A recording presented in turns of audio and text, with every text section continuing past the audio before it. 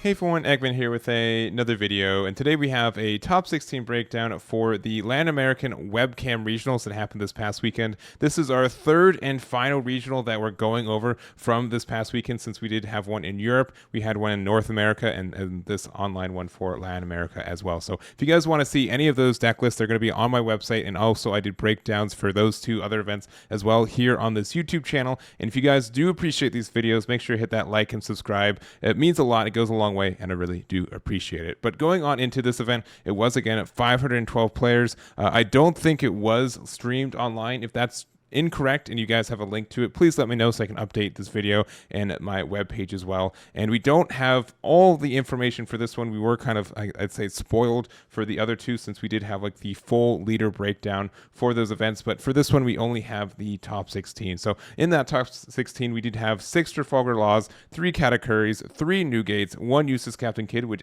ended up winning the entire event, 1 Rob Lucci, 1 Ace, and 1 Zoro. So kind of the theme this weekend is that, at least from the top 16 side, is that red is still doing very, very well, but there's going to be one lone deck that goes all the way and is our undefeated champion. So we had in Europe, we had it being the OP04 Dofi, we had it as Queen, and North America, and then we have Eustass Captain Kid, which those other two leaders didn't even top this event too, which is really interesting. And the other thing too is that if you just looked at the leaders for this event, I wasn't sure, because I didn't get all the information. The information for this event was a little sparse for me.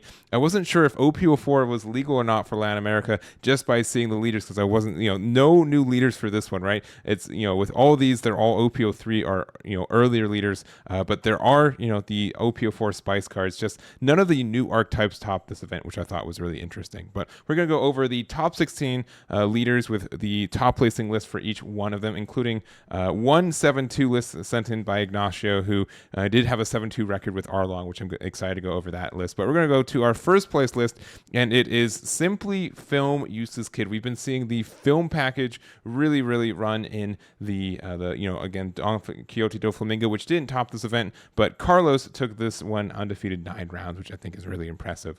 Some minor tech cards are like choices, I'd say, for this one they are playing the 8-drop Eustass Captain Kid, which I think this is a very strong card. It is, every time we get a new set, this card has more and more, things to be afraid of. I think Red Rock is the new one right now. And also in yellow in general, more people are playing Charlotte Katakuri, which is a good way to remove this card too. But I also think against more of the aggressive red decks, Law doesn't have like a super good out of this outside of Otama. Newgate doesn't really have a good way outside of this, especially if you are able to have a blocker to, protect it. And then additionally, I don't like Zoro can, but they do have to do like some Otamas and Gordons to get that additional removal for it. So I think it can be very strong from there. But otherwise, we just have like the generic value that we do get from these cards, including like the Luffy being able to play the Brook to go into the Usopp or Nami. That's, being able to establish a lot of cards on board very quickly is very strong. And just the fact that Eustass Captain Kid is a very aggressive leader, and being able to punish your opponent or just push for game very easily and pretty much force your opponent to have blockers by the end of the game is a lot of pressure for some decks that still exist for this format. So I don't have much more to say of this. This is strictly, I think, what is this, an OP02 deck technically? I don't think there's any additional new cards, but congratulations to Carlos for their first place finish, especially with, again, an OP02 deck essentially that hasn't been seeing as much play even after the release of OP04. So congratulations there. And then next up we have our second place list. So we have Ruben with their Charlotte Katakuri, and I will say, like, of these deck lists, especially since all the ones I've been going over the last couple months, they've been pretty standard and cookie cutter in nature, more or less. But a lot of the deck lists that we see for this event, I think, have some creative spice and flavor for them, which is really interesting, and a lot of unique ratios and some unique card choices for this one. So this is almost entirely an OP03 deck. The only OP04 card that we have is 3 copies of Randolph here. We don't even have the Sparrow, which traditionally I think people add both into their builds, but not in this one. We also do have the Beige, which is an OP04 card as well in the Yamande. So I lied a little bit. There are some OP04 cards, but not the Sparrow that a lot of people are seeing. We don't see Yamato, which I think is an option that some people choose, but we do see 4 whole copies of Shirahoshi, which is quite a bit, a little bit more than I think I'm used to seeing for this, but also 3 copies of Sovereignty, which I've rarely see anymore in any yellow builds. Like, even though like this is a fantastic counter, giving something just generically plus 5k is very strong, and a lot of people I think are trying to get out of 4ks or even 3ks. The issue with this card is that you do have to have 2 Dawn open, which is a little expensive for Katakuri to do, but it is an interesting tech choice. And obviously, if it is in your life and you hit it, you can discard 2 to get the heal as well. So, but a little bit of a unique list from a couple of those ratios, and congratulations to Ruben for their finish there. Next up, we have Trafalgar Law, and we have 2 lists to go over. We have Mauro, who has this list here, which is pretty standard. I probably have inputted this deck list probably card for card previously, so I don't have a lot to say about this. You know, the standard for a lot of these ratios, like this top pro is pretty much the standard at this point. Vista is a tech choice. Basil is a little bit of a tech choice there. But I also do want to talk about Ambar's list, who also had an 8-1 record. Just had a little bit worse tiebreakers, but a really unique deck list, like a lot of unique one-ofs and choice cards for it. We do have like the one of the Tony Chopper, which we can find this off Nami if we need to. It's a 2K, which is interesting. We also have the Zoro. We have 1 Nico Robin. We also have the 4-drop Brook too, which being able to give up to 2 of your opponent's cards minus 2K power can be nice. As well, we run the Film Zoro. We play the 4-drop Zoro. We play 2 copies of Marco, which I don't think I've ever seen a topping law list with Marco, and if I have, it's been weeks ago, and I've totally forgotten it. So unique choice there, and even like the Diamante. So I think this is the first Zoro list, or Trafalgar Law list that I've seen an OP04 card in, even though it's only one. This is like the most recent Trafalgar Law tech I've ever seen. So it is a Diamante, it is a 5/6. It's a, you know, you can play it for free off your leader effect, which is nice, and it has blocker. I don't think you're gonna leave that 2 Dawn open a lot, but just the fact that it is a blocker you can play out, I think they just wanted maybe one more of those, even though it's just like a worse Trafalgar Law in pretty much every way for this build. But this is a list here. Very congratulations to Ambar for a unique build that was able to go all the way with it. Next up, we have Joshua Graham with Newgate, and this is more or less what we've been seeing for the deck in general. This is more of the Whitebeard-centric side of it. We do see some builds that are more like the Straw Hat variant, and some that are kind of like a hybrid between the two. But the kind of benefits from the Whitebeard Pirates version is that we obviously have kind of more of the searchability on the top and late end. It can be like more tempo and aggression, just being able to find like our 2Ks from Jozu, our Marco's a little bit easier, and then also like our Atmos and our like Rush Ace as well. So and if you really do want to find 9-drop Newgate, which honestly like the card is strong, but at 1, I don't know how impactful it has been for Whitebeard players for the last couple of weeks. But if you do want to help find that card, that is there for you as well. But generally what we've been seeing, a little bit more events than usual. We do have the Whitebeard Pirates, which can be like, you know, you use Ezo can only find Whitebeard Pirates, and then you use Whitebeard Pirates to find something else. That's fine. I don't mind that either. But we also are just very event heavy as well, since we are playing 4 copies of the Red Hawk. So that's just kind of some observations. Nothing too new for it. Kind of the Newgate, one of the variants at least we see with Newgate as, you know, often. And congratulations to Joshua there.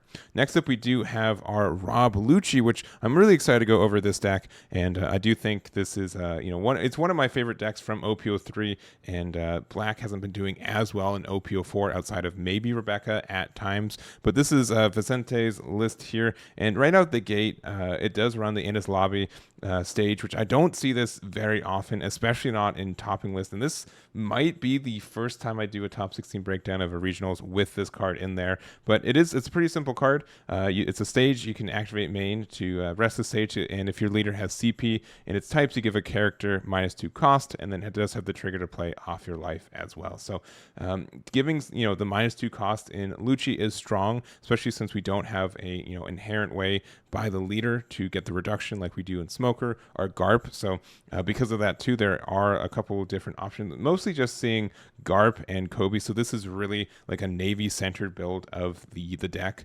Garp being able to get some additional removal, just the fact that it can pair up very nicely with Innis Lobby, or even with like a Kuzan if you played that later. I think that can be kind of strong. I don't know if it's a little slow, but there's there. We're also playing again the Kobe, so with Innis Lobby we're able to pop a 4 or less, which on curve playing it on 4 I think is good. And you don't technically have to discard a card, but you did have to you know, set up an Innis Lobby, which is setting up something, so like it's kind of there. But Generically, you'll just find a lot of more like removal cards than we normally see from Rob Lucci, and they're all Navy based. The only CP9 cards that we're running are just the Innis Lobby itself and the Fuguru. Other than that, we're just seeing the generic Navy build stuff. So I think that's strong. I think outside of like brand new on turn 2, we don't have a lot of turn 2 plays consistently. So spending a turn to set up Innis Lobby, I don't think is terrible for you. And with the new add of Sabo as well, our only OP04 card, we're able to cycle through our cards, which means we can get rid of extra copies in this lobby, or even if we have extra copies of like these non-counter cards in our hand, this is able to refresh them while also being able to have a turn 5 play, which is kind of rare for this deck, and get that draw. The draw 2 trash 2 is just very good. So that is the list there. That's my thoughts. Congratulations to Vicente for their finish with this one. Next up, we have our ace, and right out the gate, there is like, I kind of had it already highlighted, but it's really interesting to see Shanks in this build, especially since we don't have any copies of Newgate. Shanks hasn't been like super popular lately, and I know that when we did get the restriction to Newgate to 1, there were a good amount of people who are like, oh, do we just jam Shanks? Is that the option? And pretty much no, it's not super it never saw like a lot of play, I think, after that. But I do think there are some good reasons to play it. It does get out of a lot of those low cost blockers, which is really nice. And additionally, like we do have a lot of ways to reduce the cost of stuff with like Otama. So our ace, so being able to, mostly just Otama, but using Otama paired up with this to, make it so a 4K or less blocker can't block this, can, I think, be very impactful too. So other than that, it's kind of just the standard plays we do see for ace.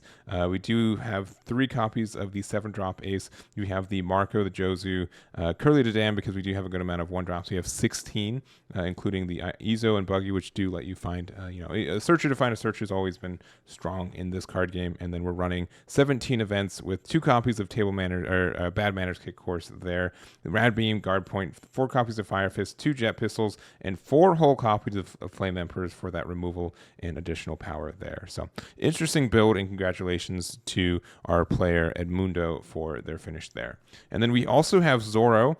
And this is, again, like these are some ratios and some card choices I haven't seen in Zoro outright. So it's been really interesting to see this one too. This is Gilberto's list for it, and traditionally some ads for it. We are playing like Whitebeards, but we're also playing the Nami package. We're not playing Buggy at all, which I think the 2 more prevalent versions of Zoro have been either like the standard like event one that's running like the Buggy and about 12 events, including some Fire Fist.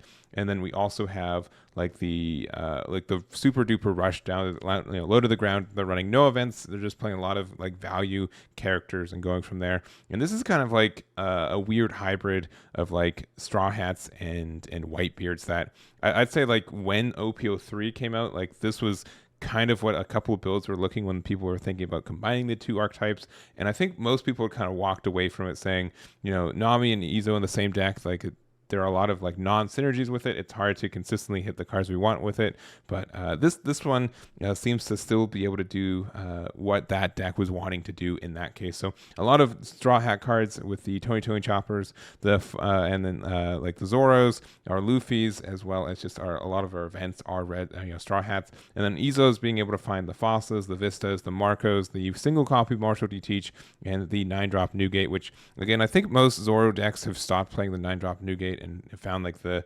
tempo lost that for playing this card is generally not worth it, but it is interesting to see it come back in this one. But a really interesting build. There's a lot of interesting ratios and card choices, but it definitely worked out. Congrats to Gilberto for their finish there. And to wrap it up, we do have one of our 7-2s that didn't make it into the top 16, but they were playing Arlong. And you guys know that I have a little bit of a soft spot for this leader, and so I do want to talk about it. So congratulations to Ignacio, and thank you for, again, him reaching out with this deck list so I could cover it. But this is, this is a very aggressive list. If run the correct way. Yellow did get some really good triggers again with the beige as well as with the Sanji. Sanji is such a good card for this deck in so many ways. The fact that we do have just another card with trigger that we can play for free off our leader effect is great. The fact that it's really good off of our life too, that it's just a blocker if we need like the emergency copy of it. So with the 4 copies of Brûlé and the beige, we do have 12 disruption cards. Even though we only have 12 life, we have 12 of those, which are sorry, 4 life, we have 12 cards that could be in there, which is really nice. We do have like the Jin, which is such a good card for slowing down Trafalgar Law or like disrupting with the Zoro decks too. Being able to rest 2 for less is just great value for you. And we pretty much only get to play this in this deck as well as Kuro, so like it's one of the best like limited cards for this deck as well. I really like Karubi. It also has like we already have those 12 disruption cards, but Karubi has disruption by resting one of your opponent's characters on play, and then Punk Gibson the same thing too. So additional like 6 disruption cards there too is great. Choose if you count kinda being able to pop one of your opponent's 4 or less is kind of nice there. But again, like Sanji's great, Cracker's good, especially since we're a 4 life leader.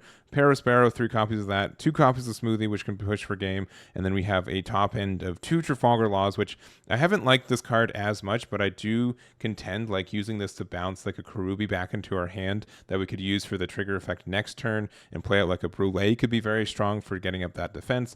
Krieg is really good for pressuring like some removal, as well as being able to get the like a double attack the next turn, which is good. And then Charlotte Linlin for some burn damage or some weird like sustain at times. It's just a good card that if we normally want to go first with this deck, and I think that's important there too. And then lastly, just the arrow as well. But this is the list. Congratulations to Ignacio for going 7-2 with this list. Really exciting and happy to see it. But that's going to be it for me. I hope you guys enjoyed this video. Again, if you made it this far, please consider hitting that like and subscribe button. I do a lot of work for this card game and doing event coverages, and again, it does mean a lot. Thanks again for Latin American Events for running this event.